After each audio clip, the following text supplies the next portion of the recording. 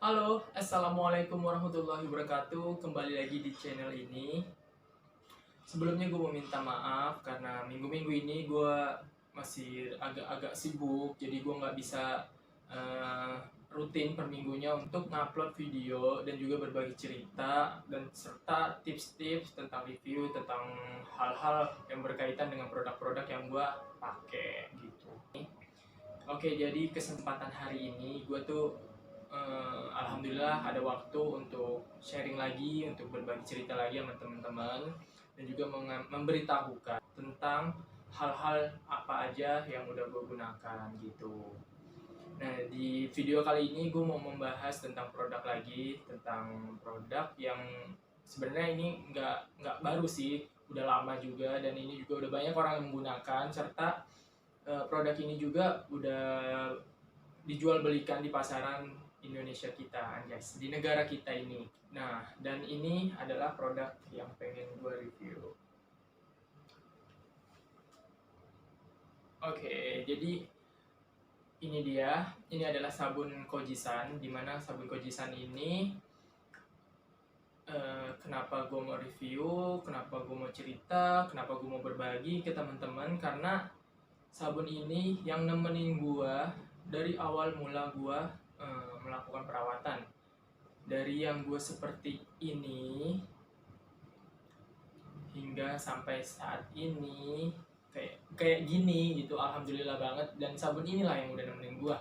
Jadi untuk membahas tentang video ini, untuk lebih lanjutnya jangan lupa untuk subscribe dulu, like, komen, dan buat teman-teman yang mau bertanya juga boleh langsung komen, boleh juga langsung follow IG gue. Kita sharing-sharingnya di Instagram, di DM ya. Oke. Sebelum itu kita iklan dulu.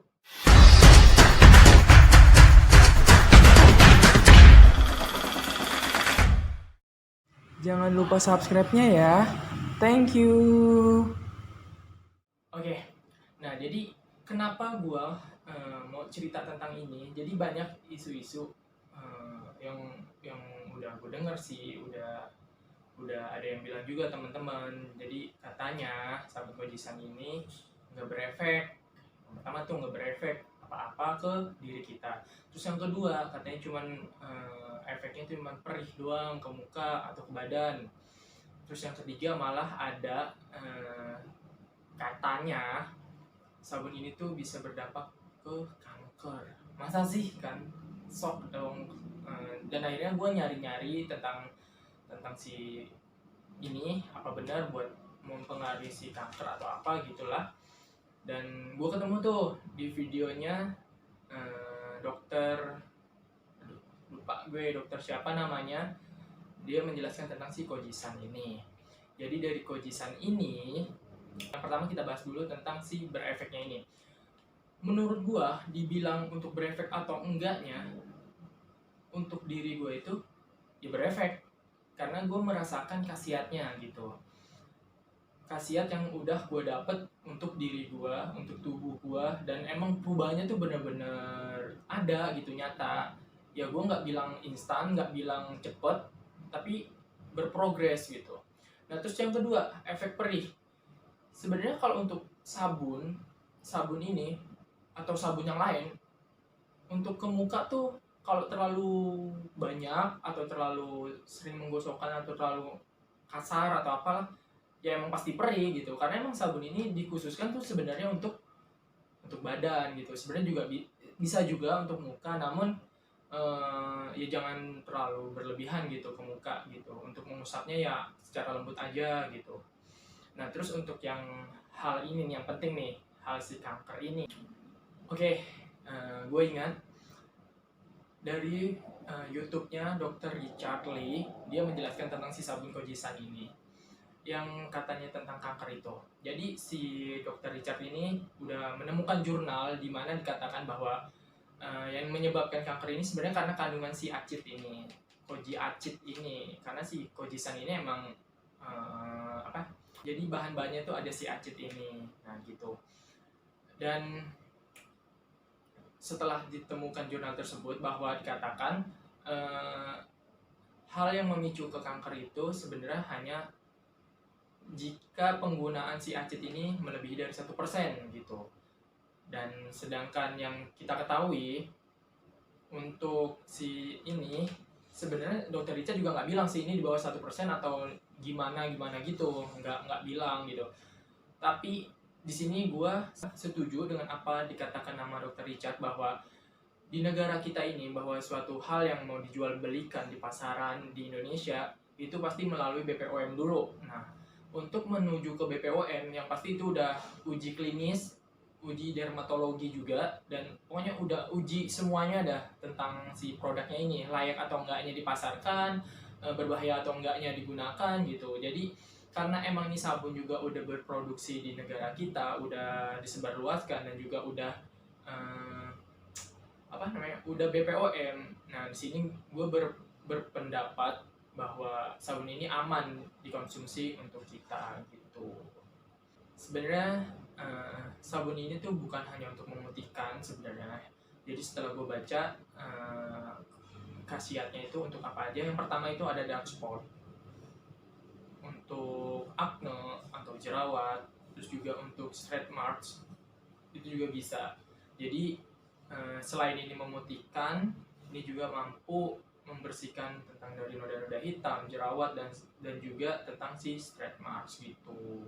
Ini bagus banget sumpah. Ini gue udah pakai dari awal gue perawatan sampai saat ini gue nggak berhenti menggunakan sabun ini gitu. Tapi emang gue nggak rutin untuk ke muka sih sebenarnya, gue nggak terlalu ke muka karena gue lebih berpikir gini, sabun batangan ini kayaknya kalau untuk ke muka tuh kurang gimana gitu kalau digabung gitu antara badan dan muka. Makanya untuk muka gue kalau dulu gue menggunakan ini, tapi setelah itu gue banyak produk-produk yang gue ganti untuk ke muka gue gitu, karena emang gue juga pengen banget cepet-cepet gitu, pengen cepet-cepet bersih, putih gitu, karena emang gue dulu hitam, alhamdulillah hitam gue, dan alhamdulillah juga sekarang alhamdulillah, pokoknya alhamdulillah dah, pokoknya kalau sekarang mah alhamdulillah bersyukur banget gue bisa seperti saat ini gitu. Nah, dan juga untuk tips ke teman-teman, sebenarnya untuk si sabun ini ya kalian jangan terlalu berpacu dengan, kalian juga jangan terlalu berharap jauh gitu bahwa setelah menggunakan ini kalian langsung putih, enggak gitu. Jadi kalian juga harus ada kalau cuman berharap ke sabun ini, yang namanya sabun itu kan hanya untuk khusus mandi. Nah, setelah mandi jadi kalian tuh butuh butuh senjata lagi lah, butuh support lagi gitu di luar dari kalian menggunakan sabun mandi ini. Nah gitu. Nah gue mau bilang bahwa di luaran itu ya kalian juga harus ada produk lain yang bisa menjaga kalian dari matahari, yang kalau emang kalian tuh sering banget keluar gitu. Dan juga ada juga yang kayak gimana caranya bikin kulit tuh nggak kusam, bikin kulit tuh lebih terjaga dari paparan sinar matahari gitu. Ya yang pasti kalau untuk kulit badan gitu ya pakai hand body, kalau bisa pakai hand body. Nah terus kalau untuk muka ya kalian pakai sunblock atau apa gitu, untuk biar muka kalian tuh nggak terlalu berpapar banget oleh sinar matahari gitu. Jadi mau sebagus apapun sabun, kalau seandainya emang efeknya untuk putih gitu, dan tapi kalian di luar sana ternyata masih sering keluaran panas-panasan dan sebagainya gitu-gitu, ya sama aja bohong gitu, susah. Nggak gagal, tapi agak susah gitu untuk menuju ke si keinginan kita gitu. Jadi oke, mungkin itu aja ceritanya gitu untuk reviewnya. Jujurnya semoga dengan video ini teman-teman bisa lebih bersemangat lagi untuk menjaga diri kalian, untuk untuk lebih mempedulikan tentang kehidupan kalian lah, untuk ke badan kalian lah atau apa gitu, terserah kalian. Dan ya pokoknya intinya jangan lupa untuk like, comment, subscribe-nya ditunggu. Dan buat teman-teman juga jangan lupa ditonton video-video sebelumnya tentang si produk-produk lainnya gitu.